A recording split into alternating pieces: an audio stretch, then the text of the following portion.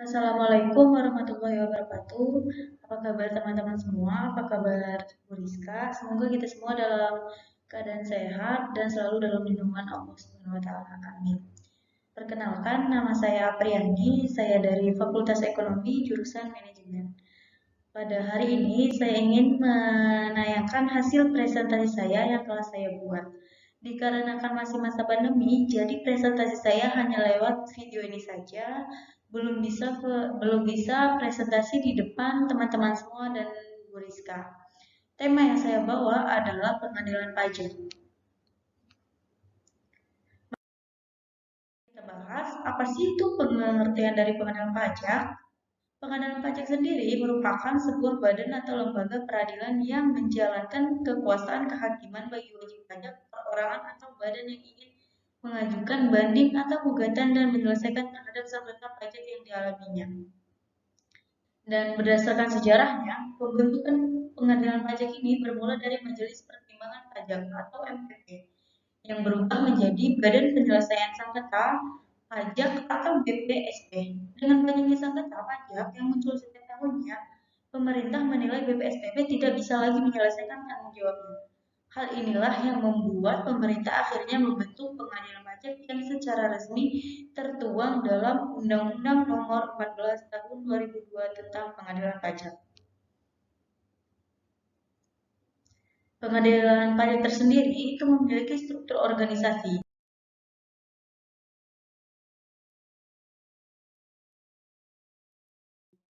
Yang pertama itu ada di posisi pimpinan. Di bawah pimpinan ada anggota atau hakim anggota dan sekretaris dan panitera.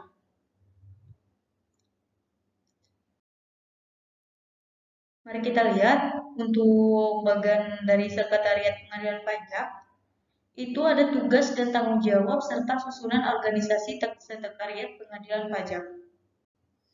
Itu tertuang dalam pasal 26. Ditetapkan dengan keputusan presiden dan tata kerja sekretariat pengadilan pajak itu tertuang oleh dalam pasal 27 ditetapkan oleh ketua.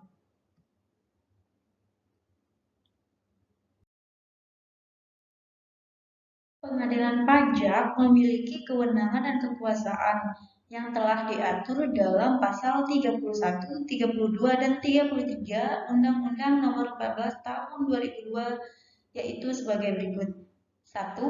Tugas dan wewenang pengadilan pajak adalah memeriksa dan memutuskan sengketa pajak.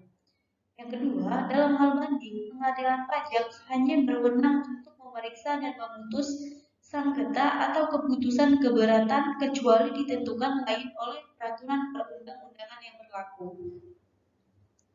Dalam hal gugatan, pengadilan pajak berwenang untuk memeriksa dan memutus sengketa atas pelaksanaan penagihan pajak atau keputusan pembetulan atau keputusan lainnya sebagaimana dimaksud dalam pasal 23 ayat 2 Undang-Undang Nomor 6 Tahun 1983 tentang Ketentuan Umum dan Tata Cara Perpajakan yang telah beberapa kali diubah, di mana yang terakhir dengan Undang-Undang Nomor 16 Tahun 2002 dan Peraturan Perundang-Undang Perpajakan yang berlaku.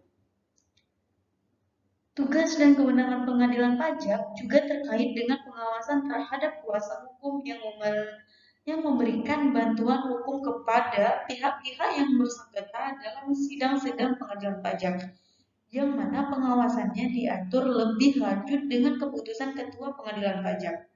Yang kelima,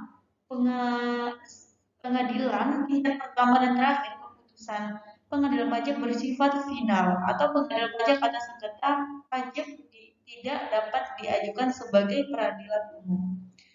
Yang terakhir, pengadilan pajak memiliki kekuasaan untuk memanggil atau meminta data atau keterangan yang berlaku sengketa pajak dari pihak ketiga guna keperluan pemeriksaan sengketa pajak sesuai dengan perundang-undangan yang berlaku. Itulah yang dimiliki pengadilan pajak, wewenangan kekuasaan yang diterapkan.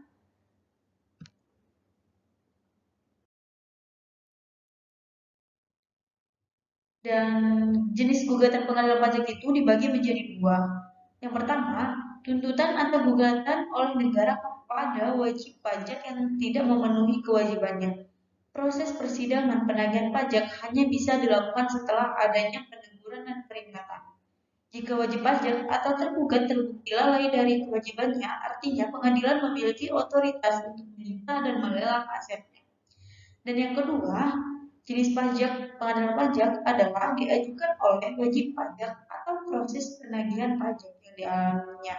Misal, proses penagihan pajak yang tidak sesuai dengan peraturan perundang-undangan yang berlaku atau adanya penyitaan atas tanpa disertai dengan bukti yang terlebih dahulu.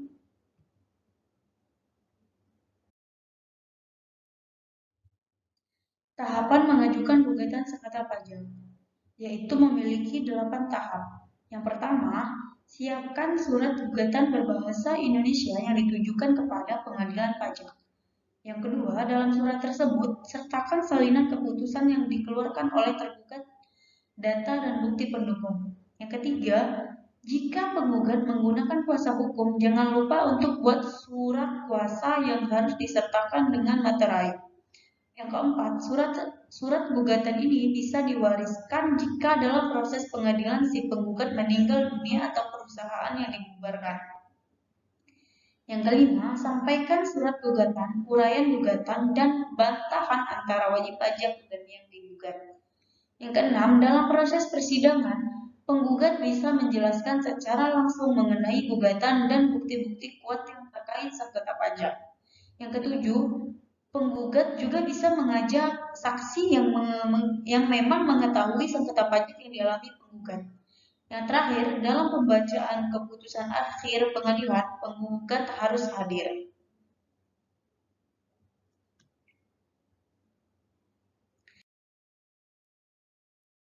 Untuk contoh kasus pengadilan pajak, yang paling menonjol adalah kasus dari pajak ASEAN Agri dengan total kerugian negara mencapai 1,2,5 triliun rupiah.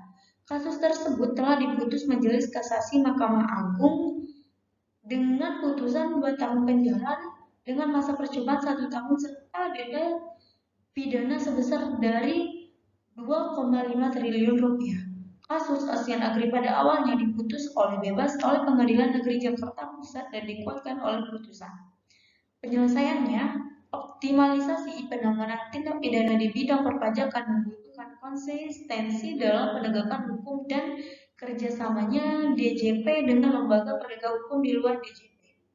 Untuk mencapai kondisi tersebut, selain penetapan rencana strategis yang akan dicapai, DJP telah menandatangani nota kesepahaman atau Memorandum of Understanding dengan lembaga penegak hukum di luar DJP, yaitu Kepolisian Republik Indonesia atau Polri, dan Kejaksaan Agung meliputi kerjasamanya penyidik pajak, pengamanan kegiatan dan pelaksana tugas DJP, pemanfaatan data dan informasi untuk meningkatkan kepatuhan dan penerimaan pajak. Kerjasama dalam proses penindakan dan penuntutan tindak pidana di bidang perpajakan dan kerjasama dalam pelaksanaan tugas di bidang perdata dan tata usaha di Pengadilan Tinggi Jakarta Pusat sebelumnya akhirnya dibatalkan dengan putusan kasasi Mahkamah Agung.